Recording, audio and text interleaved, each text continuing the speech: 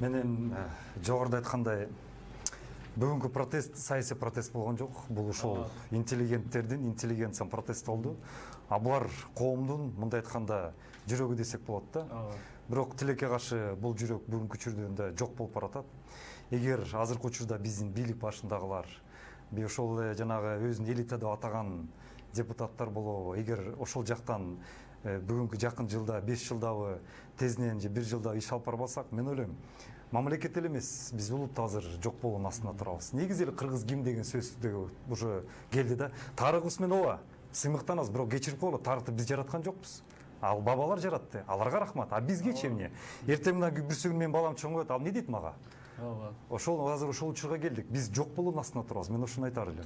А жок болуу, бул жак менен бул жак жок болсо бүттү, дене өзү эле жок болуп кетет. Мына кече жакында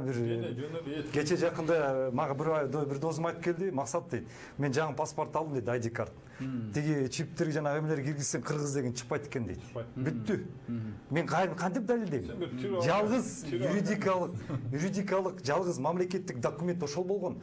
Кайсы ташта же кайсы бир жерде жазылып турат кыргыз деп, же чекемде жазылып турат. Жок. Мен мисалы арабыздан кыргыз деп кимиз далилдей алабыз? Эте албайбыз. Тилекке каршы биз жок болуунун астындабыз.